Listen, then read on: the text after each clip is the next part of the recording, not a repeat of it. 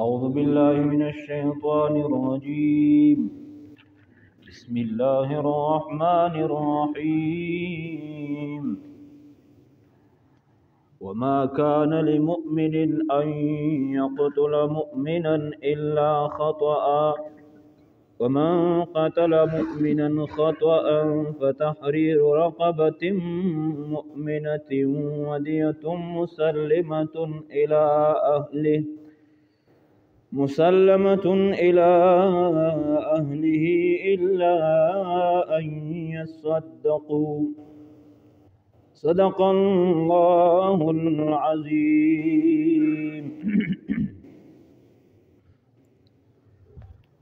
دغه نمه کې آیتونو کې الله جل جلاله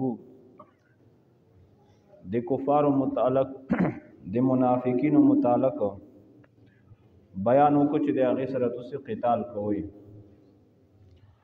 اوس دغه آیتونو کې الله جل جلاله د دې بیان کوي چې مسلمان به نه قتل کوي. اشداء علی الکفار رحماء بینهم. مسلمان ته پچار دادی چې دا خپل مابین کې مینه محبت سره وخت تیروي او کفار سره به سختي ولا معاملہ کوي. نو اوس یو سړی دا هغه بل سړی مړ کی د دې څه حکم ده؟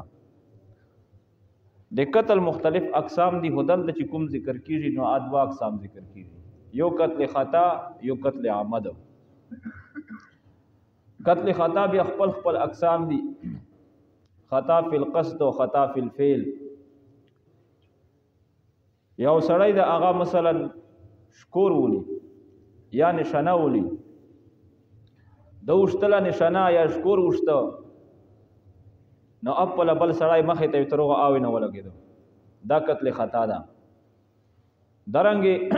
گاډه چلائے، موټر چلائے، موټر سائیکل چلائے، څه شی هم چلائے، په سورلۍ سپورې نو څوک ته په بندې ووایه دا هم په قتل خطا کې ده. او درنګې فلور دا مور دو وړي کا زوی سره پروت تا نو خوب کې سړی په خپل زور نه پیږي، بے احتیاطۍ سره مور په زوی باندې روشتله او د زوی نه صحیح راووتله، دا هم قتل خطا ده. د قتل خطا اوس حکم څه ده؟ د قتل خطا حکم دا ده چې یو خو تحریر رقبة مؤمنه، د دې په بدل کې به مسلمان غلام آزاده یا مسلمان وینځه دا به آزاده او درنګې د دغه مقتول چې کوم ورثه دي اولیاء دي هغه ته به دیت ورکړي. اوس دیت څومره ده؟ څه شی ده؟ دیت په هغه وخت کې سل وشونه او پیسې په اعتبار سره 1000 دینارو، دراهم په اعتبار سره 10,000 دراهم. نن هم اوس دغه حکم ده، اسلامی قانون وي باغی په شریعت چاته فیصله کوي قتل خطا کې نو دیت دغه عمره ده. البته که د دې کوم ورثه او هغه وي چې یاره په زړه کې رحم روغ چې اوسې موږ سړی په صلوح نه ده مړ کړه نو اتفاقا واقعا او حادثه داسې وشو چې دا وینه ولګېده دا وینه مړ شو، لهذا موږ یې معاف کوو، دیت په نه وخورو، دغه دیت دته معاف شو. یا مثلا سې پکې وخوستل سې وي ته معاف کا دی هغې چار دو. خو که چېرته غلام نه و لکه اوس نن زمانه اوس خو په غلامونو باندې پابندي د غلامون نشته د نه خوستای شي نو بیا به دا کس بیا څه کوي؟ دیت خبره خو لوړه ده، هغه د ورثاو سره تعلق دی الله دې پوره چې کومه کوي د الله حق چې در باندې لازم ده. او مقتول کې ګوره د بندان در باندې حق ته دی الله در باندې حق ته. اوس د بندا په حق کې هو هغې سره یا عفو او معاف کول دی یا دیت ته. او د الله حق چې کوم د نو مسلمان چې قتل کې د الله د لشکر نه دی یو کس کم کم، لہذا اوس یو مسلمان غلام آزاد کا چې هغه تعداد بیا پورا شي. او که غلامون نشته ده نو 2 میاشتې به لګاتار د جیل راشي. نو دا قتل خطا کې کا ټوپک باندې څوک دی چانه ولا په خطایي یا مثلا اکثر داسې واقعات هم پیش کیږي چې ته مچا کړ صحیح ټوپا کړ صحیح دا صفائی کوي آل دی پی کې ګولې ولاک وي بل مخامخ ونه ولګي داسې که واقع شته ده چې مور هم مړه شوې ده ورور او خور او لور وینه مړه شوي دي نو یا په ګاډي باندې څوک ووي نو بیا به په ده باندې 2 میاشتې لګاتارې دي وي دا چا دې پر هم په دې کې معافي نشته ده قاعده بیموري دو مثلا کوم چې په عام رژې په رمضان میاشتې کې کومه معافي ته وشي چې ته هر د رژا که نشي لرای فدیا وینه ورکا بیله خبره خو چې یوري د رمضان رژا لرای شي نو دای به دغه رژې هم د قتل ولا لري 2 میاشتې لګاتار دي کې هیڅ قسم د گنجائش چاته نشته او که چېرته داسې هم چې 55 رژې لرلې وي میانس کې پکې بیمور شو یا داسې بله واقعه وشوله نو اوس په بیا هم د هغه تسلسل کټ شو دای به بیا اثرینو د سار نه بیا 15 رژې پوره کوي دا به نه چې د 55 لرلې 15 د نوره پسې نه اثرینو به دی بیا 15 رژې لري البته د ښځینا کومه مسله ده چې که ښځینا نه داسې واقعه شوې وه چې رژې په باندې 2 میاشتې اوښتلې نو چونکې د هغې خو ماهوری مسله د بیموري وي نو د هغې کومه انقطاع چې په باندې روغلله نو په دې باندې هغه چونکې په مکلفه نه ده دا دې په اختیار کې خو نه وي دې طاقت کې خو نه وي نو دغه انقطاع نقصان نه ورکوي مثلا 10 رژې لرلې چې بیموري وي ته روغلله نو اوس چې کله صفا شي ټیک شي نو بیا د فورن بیا پس شروع کوي د دیش نه بعد په دې باندې بیا اعاده نشته ده او درنګ نور هم څه کسان دي یو خدا چې عام مسلمان د په خطا یې نه ولګیدا یا یو داسې کسو چې هغه ملک خدا دشمن ده لکه مثلا انډیا د مشترک اوس په انډیا کې یو مسلمان ده دارالحرب ده نو د دغه په بونډري باندې مثلا یو مسلمان ده هندو مسلمان شو ولګیدا د څومره نور رشتہ دار دي هغه ټول هندون دي نو د دغه متعلق سو حکم ده دغه متعلق هم د غرنګ حکم ده چې غلام ازدول دي دیت چونکې هغه نشته ده هغه دیت نشته ده خو صرف غلام ازدول غلام نشته ده رجل لرل ځکه چې مسلمان دې مړ کړه ده او یا داسې صورتو چې یو کافر کسان دي کافر کس دي سره د معاهده کړي لکه د موږ په ملک مثلا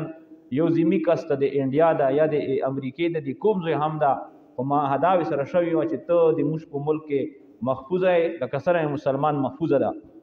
او د څرنګه په موږ مسلمان پابندۍ دي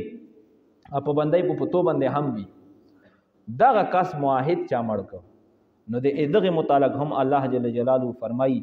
چې غلام ازدول هم دي اني رجل الحمد ځکه چې د خپل ملک ته توهین کړه ده او درنګي دیت ورکول هم دي او هغه نه پس لون دی آیت کې د قتل عامد با الله جل جلاله حکم بیان چې د قتل عامد سو قصدن سو قتل کی وما كان لمؤمن ان يقتل مؤمنا وما كان او نشي تصور کدای لمؤمن د مؤمن ان يقتل مؤمن چې دای قتل کی مؤمن لرا وما يتصور تصور د مسلمان نه شي دای بل مسلمان مړ ویلې الا خطا مگر په خطا یې سره نه مرشي ومن قتل مؤمنا خطا فتحرير رقبه مؤمنه هغه څوک چې قتل کی یو مؤمن خطا په قتل خطا سره فتحرير رقبه مؤمنه نو بیا آزاد ول یو غلام د مؤمن دی کفاره پتور ودیت مسلمه او دیت ور کول دی دیت مسلمه چې حواله کولای بشي الی اهلی په طرف ته اهل دی مقتول ورثه مقتول کوم دی الا ان يصدقوا مگر دا خبره چې د کوم ورثه مقتول دی تصدق وکي یعنی اف و ما فی توکي فإن كان من قوم عدو لكم كثير توي دغه مقتول من قوم دي دسه قومنا عدو لكم چې دشمن دي تو صدا لکه مثال مې چې د انډیا ول دیر کو وهو مؤمن ها الله چې دغه مقتول دا مؤمن وي نورا رشتہ دار ارصدا کافر دي بیا دغه حکم په تحریر رقبه مؤمن بیا د ولد غلام مؤمن دي وان كان من قوم بينكم وبينهم ميثاق او کثیر دي دغه مقتول داسې قومنا بينكم وبينهم ميثاق چې میان دي تو سکاو دي دوی کې ميثاق وعدادو معاهدات لکه زمیون چې کسه نو دغه حکم ادم مړک فدیت مسلمه الی اهل نو دیت ور کول دي چې حواله کولای شي الی اهل په طرف دي اهل دي دغه مقتول وتحرير رقبه مؤمنه وزد ولد رقبه مؤمن دي غلام مؤمن دي وینځ مؤمن دي فمن لم يجد فصيام شهرين متتابعين هغه څوک چې مونږ نه کی دغه رقبه دغه غلام فصيام شهرين متتابعين نو بیا رجل رلدي 2 میاشتې متتابعين لګاتار بلا انقطاع بغیر د انقطاع نه قطع پکې نه نو دغه ډیرور طبقه نه هم چې د کوم کسان مړ شي نو په دې باندې دغه رجدا لازمي وي څوک نه لري دی الله پاک ته خپل جواب ورکړي په لور اساس سره ستا وش ولا غي معاف کړي دیت دي نو استادون ته معاملات او رجې چې دغه مفید ته نشته چې سور سره لرلې دي توبه من الله دغه توبه دو کفاره توبه دي الله جل جلاله یعنی توبه قبل دل دي الله پاک په دې صورت کې الله پاک توبه قبلې یا کفاره من الله د الله تعالی کفارات وکان الله علیما حکیما د الله جل جلاله علیما د علم ولذات حکمت ولذات ومن يقتل مؤمنا متعمدا اغه څوک چې قتل کی مؤمنا نفسا مؤمنا یو نفس مؤمن لرا متعمدا وکسرا دای قصدن قتل ک نو دی هغه ولا سزا فجزاؤه جهنم خالدا فيها نو بدلا دي دو دادو جهنم خالدا بدلا د جهنم د خالدا فيها دای با همیشه په دغه جهنم کې وي دا هڅکه چې څوک صرف دوا ټکی د قتل چاته استعمال کی کنه دا اقتل قتل کا صرف اق دا وی ته چې دام په دې قتل کې شریک ده او دې هم سزا د غرنګ دو بیا بل فعل چې څوک قتل کوي دی غي ورته ډیر لري خبره ده الله جل جلاله د مؤمن په قتل باندې ډیر انتهایی سخت خفقي ډیر سخت باندې غوسه کیږي ومن قتل مؤمنا متعمدا فجزاؤه جهنم خالدا فيها سوق چې قتل کړي نفس مؤمن لرا متعمدا قصدن دغه بدلا جهنم دو خالدا فيها دایما همیشه پدې کې وغضب الله عليه او غضب دی الله پاک په د باندې الله غصه په د باندې الله سخت په غصای ولعنه الله جل جلاله لعنت کې بدایوي دی الله د رحمت نه بدای لري وي واعد له عذابا عظیما او تیر کړه د الله پاک دې دلره عذابا عظیما لوی عذاب یو خبر لره ذهن کې رول چې ګوره موږ خدای چې د همیشه جهنم دا د کافر دی پر ده کافر دی پر د جهنم نه خلاصیدان بالکل نشته ده دغه ځکه الله پاک د قاتل متعلق هم یی چې خالدن فیها دای بدای د جهنم کې همیشه ای نو آیا دای په د قتل سره کافر شو کثر نه چې همیشه به پکې نو دې دوی معنی کې دی شي یا خدا چې خالدن فیها دای خلود نه مراد مقصد طویل ده وجدا زمانہ بودای جهنم کی نو چې څومره دی الله په علم کې الله څومره سزا ور کوي اب د تویر کی نو بیا د آیت مجازن په دې معنا باندې محمول شي او یا کچیرته آیت موږ دغه معنا کو چې کدای به همیشه وي نو بیا دغه نه مراد به مستحیل دی قتل وي چې څوک بل مسلمان قتل کوي دا یی چې دغه قتل دا جایز ده حلال دی قتل ولې حالانکه قتل کول د مسلمان دا حرام دي یو د دین کافر مړ کی کافر چې موحد وي په سنه سلیاري تسیخ خدای پاک دی هغه په باندې درمند لګول چې ابو نه مړی او کمر دې کو دا کفاره به ورکه دا جرمانه درمند دا جرمانه د مؤمن سرنګي مؤمن متعلق دی چې دا کافر دا د زکه مړاو نو لہذا حرام شي ته د حلال او ویل او حرام شي ته حلال ویل سره سړی دا کافر شي د ایمان نخلوص شي او د خپل شذ سره نکاح هم ختم شي نو به دغه مراد دا مستحیل ده واخر دعوانا